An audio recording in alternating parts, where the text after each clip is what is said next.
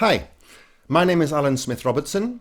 I've been an English teacher in Spain for 30 years, and in this video I'm going to share with you the top 20 favourite pop songs that teachers use in the English language classroom to teach English grammar and English vocabulary based on the most popular, most visited songs on the website eslsongs.com. Now, all the songs that I mention in this video will be listed and linked in the description below. And if you visit eslsongs.com, you'll find an easy to use worksheet in PDF format for every single one of the songs that I mention that you can download for free and use in your classes today. So let's get into it. At number 20, we have The Beautiful South with A Little Time to practice question tags. Now, this song contains 6 different question tags. Isn't it? Hasn't it? Don't you? Won't you? Didn't you? And do you? At number 19, we have Boney M's Calendar to practice the months of the year. Possibly the very first authentic pop song that your students will ever hear to practice English. The lyrics are basically just a list of the months of the year. At number 18, we have The Beatles, All You Need Is Love, to practice the passive voice. Now, maybe this song should be further down the list, like in the top 10, because with its 7 different examples of the passive, this classic Beatles song definitely deserves to be in the top 10. But since students don't usually study the passive until they reach upper intermediate levels, most won't get the chance to hear this beautiful song in the classroom. At 17, we have Michael Jackson's Thriller for Halloween-related vocabulary. Definitely the most popular song heard in the ESL class during Halloween. Although Justin Timberlake's 2013 song True Blood is close behind in number of visits on eslsongs.com. At number 16, we have John Lennon's Jealous Guy to practice the past continuous. With 7 different examples of the past continuous, you can't go wrong with this famous John Lennon tune. Now, at 15th place, we have a tie. We have the Beatles' Hello Goodbye and the Beatles' All Together Now for basic level language. These 2 songs are practically neck and neck, and they both have really simple vocabulary and grammar, and they're both 2 great Beatles songs to expose your most basic level students to authentic English. At 14, we have Jamie Cullum's Next Year Baby to practice Going To. Now, while I often use All My Loving by the Beatles to practice the future will, and somehow that song didn't make it into the top 20, which is why I'm mentioning it here, I never miss the opportunity to start a new year after the Christmas holidays with this song to get my students to make New Year's resolutions with Going To. Now, the lyrics of this song contain 10 different examples of the future tense going to. And of course, some teachers prefer to use Rick Astley's infamous Never Gonna Give You Up, but that song only has 7 examples of going to, and it's kind of cringy. Moving on, at 13, we have The Kinks Come Dancing to practice used to and would, with 7 different examples of used to and 8 examples of would. This well-known Kinks song is a popular one with the ESL teachers. At number 12, again, we have the Beatles with A Day in the Life to practice the past simple. 20 verbs in the past simple, including 14 irregular verbs. Where can you go wrong?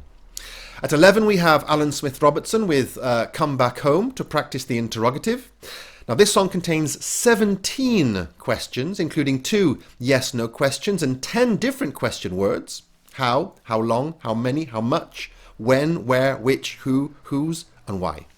Now, this isn't the only song that teachers use to practice the interrogative, with Billie Eilish's Bury a Friend, which includes 11 examples of the interrogative, being close behind in the number of visits on eslsongs.com.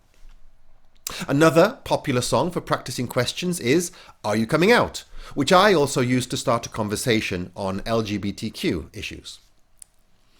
At number 10, we have a great song to practice the third conditional, The Steel Drivers, If It Hadn't Been for Love, which was so fantastically covered by Adele, and which contains 9 different examples of the third conditional. And at number 9, we have another tie. For a similar grammar point as number 10, this time it's the second conditional. And we have 2 songs, Barenaked Ladies' If I Had $1 Million, and Beyonce's If I Were a Boy.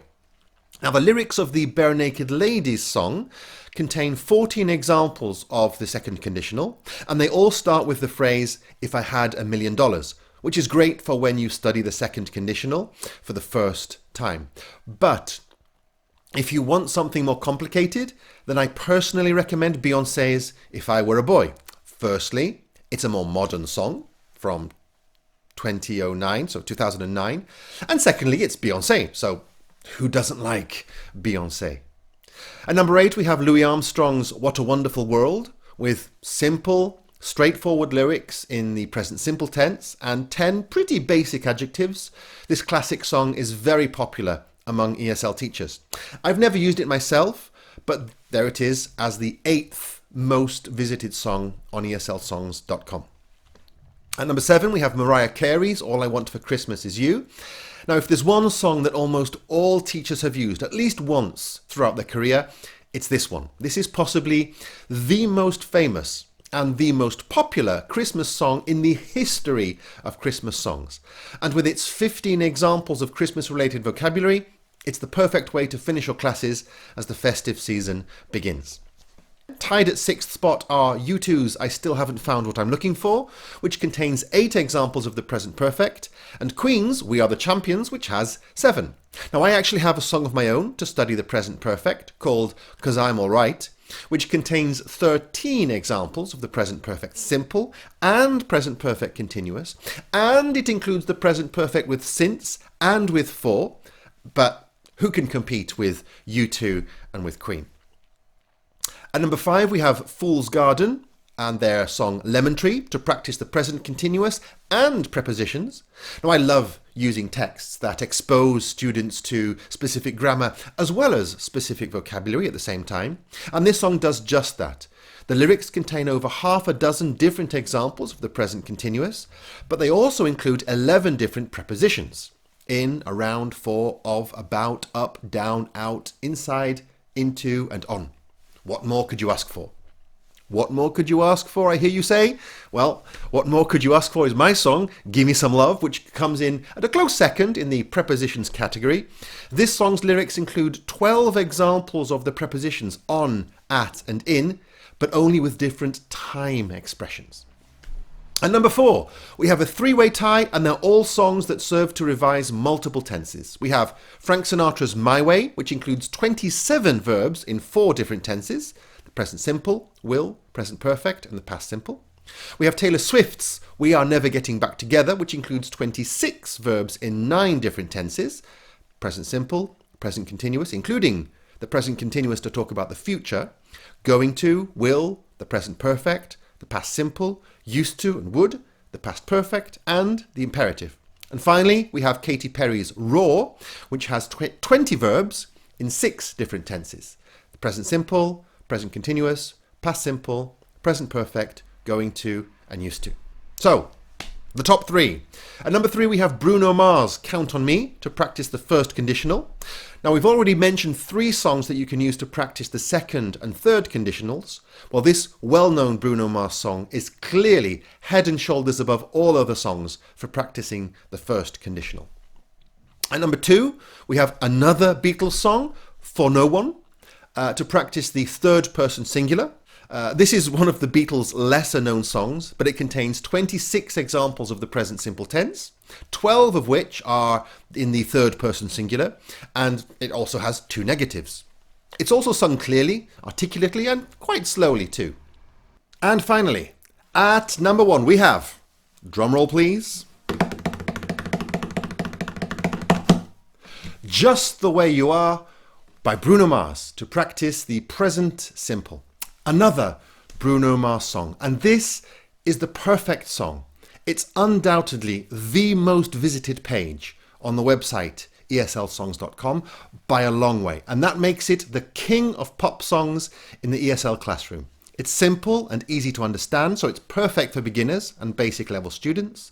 It contains over 25 different examples of the present simple, not counting over a dozen examples of the verb to be in different persons, both contracted and uncontracted, positive and negative. It even contains 5 different verbs in the third person singular and 1 interrogative with the auxiliary verb do. It's quite recent, from 2010, so even your younger students will probably know it. And of course, it's Bruno Mars. What more can you ask for? And that's it. That ends this top 20 most popular songs to use in the ESL classroom. Tell me, are there any songs missing? What songs do you use in the classroom? Please, I'd love to hear about it. So comment below, give the video a like, and thanks for watching.